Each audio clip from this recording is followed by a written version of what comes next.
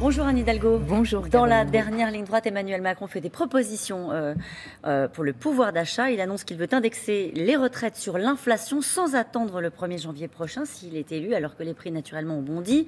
C'est une urgence pour les retraités. Il y a une urgence sur le pouvoir d'achat. Dommage qu'il la voie si tardivement et dommage qu'il perçoive juste maintenant, à 2 jours du vote, qu'il y a une nécessité de revaloriser les pensions. Il n'a pas parlé de la revalorisation des salaires, je crois qu'il n'en veut pas.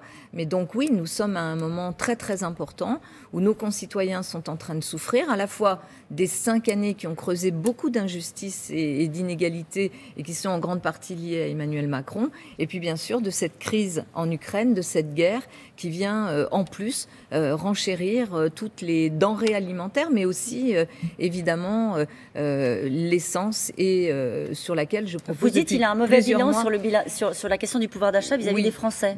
Je propose depuis d'ailleurs le mois d'octobre de baisser la TVA à 5,5 sur l'essence, et je propose depuis la guerre en Ukraine qu'il y ait aussi un blocage des prix, notamment sur l'énergie et sur l'essence. Oui, un très mauvais bilan parce que on voit bien, ça a été un quinquennat qui a donné à ceux qui avaient déjà beaucoup, suppression de l'ISF, dans le même temps la baisse des APL, pas de revalorisation de salaire quasiment, pas de coup de pouce au SMIC, des services publics en berne, je pense à l'école et je pense à l'hôpital. Alors s'il était à votre place, il dirait baisse d'impôts, bouclier tarifaire pour encaisser le choc des carburants. Vous savez, quand vous baissez les impôts, très bien, on peut applaudir, et moi je ne suis pas pour des augmentations d'impôts, et surtout pas pour les classes moyennes et les catégories populaires. Mais qu'est-ce qui se passe derrière? C'est moins de moyens pour les services publics. Il faut se dire les choses telles qu'elles sont. Si vous n'avez pas...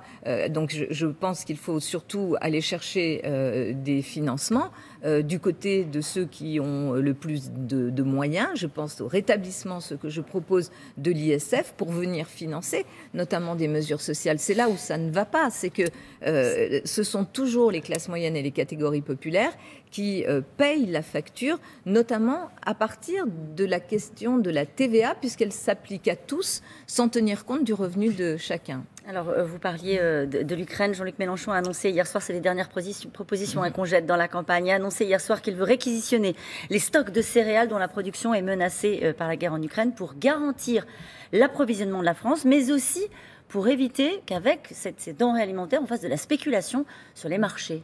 Moi, je pense qu'il faut d'abord, en ce qui concerne l'Ukraine, arrêter purement et simplement de s'approvisionner en gaz russe. Il faut le faire maintenant, parce que si on veut que cette guerre s'arrête, si l'on veut que les Ukrainiens retrouvent leur liberté, il faut arrêter cette complaisance qu'il y a à continuer à acheter du gaz russe. Je crois que maintenant, il faut arrêter de tergiverser et arrêter l'hypocrisie. D'ailleurs, il y a une étude du Conseil d'analyse économique qui montre que le blocage, l'embargo sur le gaz russe ne pèserait que marginalement sur l'économie du pays et l'économie européenne. Donc c'est un point important, 0,3% € par an. Oui, donc il faut le faire, et il faut aussi se préparer évidemment par le blocage des prix, par aussi la baisse de la TVA sur les denrées alimentaires, par aussi bien sûr à la fois une gestion évidemment des stocks, mais aussi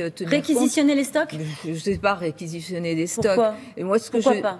Pourquoi pas? Mais la priorité pour moi, c'est d'arrêter l'achat du gaz russe. Voilà. L'enjeu est davantage sur les hydrocarbures que sur les denrées alimentaires. C'est pas davantage l'enjeu, c'est si on veut arrêter Poutine, il faut un vrai rapport de force. Il ne faut pas de la complaisance avec lui, et le vrai rapport de force, c'est de dire stop aux importations de gaz russe. On doit pouvoir le faire, ça bouge d'ailleurs, on le voit en Belgique, la ministre allemande de la Défense qui a bougé aussi sur ce point-là.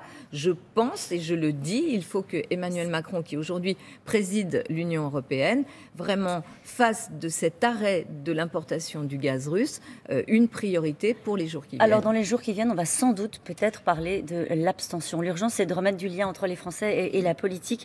Il faut remettre partout de la souveraineté populaire, dit Emmanuel Macron ce matin dans l'interview qu'il accorde au Figaro. Il parle notamment du référendum. Marine Le Pen, elle veut la proportionnelle intégrale, le référendum d'initiative citoyenne. Comment est-ce qu'on remet du lien ? Moi, je propose aussi un référendum d'initiative citoyenne. Je propose de donner plus de pouvoir au Parlement, le Parlement qui a été tant affaibli ces 5 dernières années par Emmanuel Macron. Là encore, tant mieux qu'il s'en rende compte, mais enfin, c'est un petit peu tard. Redonner du pouvoir au Parlement et aux citoyens, une possibilité d'amendement citoyen pour les lois qui sont votées au Parlement. Je propose aussi de la décentralisation, parce que si l'on veut redonner la parole aux citoyens, c'est aussi rapprocher les citoyens des pouvoirs locaux et donner aux pouvoirs locaux plus de moyens, faire respirer la démocratie qui n'a pas respiré ces 5 dernières années. Disons les choses, elle n'a pas respiré ces 5 dernières années. Qu'a fait Emmanuel Macron de la Convention citoyenne sur le climat? Rien. Qu'a-t-il fait de ces cahiers de doléances qui ont été faits après, dans ce grand débat auquel tous les maires ont participé, les citoyens, qui a donné lieu à des cahiers de doléances qui croupissent dans les cartons des préfectures de notre pays? Lisez le très bon livre de Didier Lebret qui en parle très bien. Donc, et faire respirer la démocratie. Et pourtant, Anne Hidalgo, vous allez peut-être devoir, au soir du premier tour, appeler à voter pour Emmanuel Macron. Moi, j'appellerais de toute façon à faire barrage à l'extrême droite. Ça, c'est ma boussole et je le ferai. Mais nous ne sommes pas encore au soir du premier tour. Et ce que je dis très très clairement, c'est que pour ces Françaises et des Français qui viennent de la gauche, qui se sentent encore proches de ces idées de générosité, de fraternité, de solidarité, je leur dis: Emmanuel Macron n'est plus une option. On le voit encore dans les colonnes du Figaro ce matin. Il est de droite. Il n'est plus une option pour les gens de gauche, pour les électeurs de gauche. Il n'est plus du tout une option pour les électeurs de gauche. On le sait avec son bilan et avec son programme. Et de l'autre côté, vous avez Jean-Luc Mélenchon qui, lui, incarne cette protestation permanente et qui, pour moi, représente aussi quelque chose qui n'est pas dans les convictions qui sont les miennes. C'est l'extrême gauche, et notamment sur la question européenne, mais aussi sur la question de la République, c'est une impasse. Lui, il dit à vos électeurs, regardez les sondages, il leur dit, regardez les sondages, vous voyez bien que vous avez une chance de victoire avec une candidature Mélenchon. Au fond, toute la gauche doit se rassembler derrière ma candidature. Que n'a-t-il pas essayé de rassembler la gauche pendant 5 ans plutôt que de la fracturer, ce qu'il a fait? Et par ailleurs, je dis aux électeurs et aux électrices, votez pour vos idées, vos convictions profondes. Si vous êtes européen, républicain, laïque, écologiste et social, vous votez Anne Hidalgo, vous ne votez pas Jean-Luc Mélenchon. Ils peuvent se dire... Et votez pour vos convictions. Parce que là, vous vous faites laver le cerveau par des gens qui vous expliquent que c'est le vote utile qui va faire l'élection, le résultat de dimanche soir. Mais pourquoi Moi, faire? je vous dis, ce qui fait le résultat, c'est votre vote avec vos convictions. Pourquoi faire?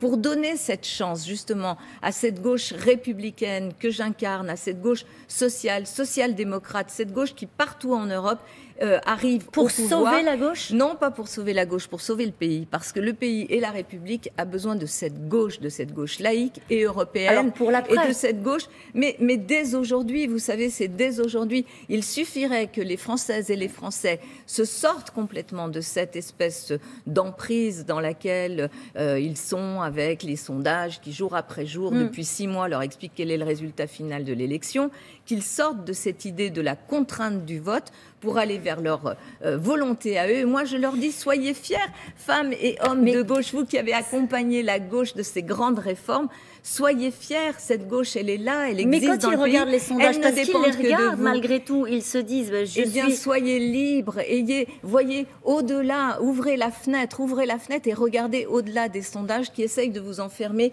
dans quelque chose qui ne relève pas de la réalité. Et vous leur dites, votez Hidalgo, c'est utile. Mais bien sûr que c'est utile. C'est utile, pourquoi? Pour effectivement faire en sorte que cette gauche, ce peuple généreux de France qui existe, qui milite dans les syndicats, qui milite dans les associations humanitaires, relève la tête, soit fier et choisissent un chemin qui est aussi le chemin de l'Europe et le chemin d'une vision de l'avenir pour nos enfants. Le soir, quand vous vous endormez, vous rêvez plus de victoire?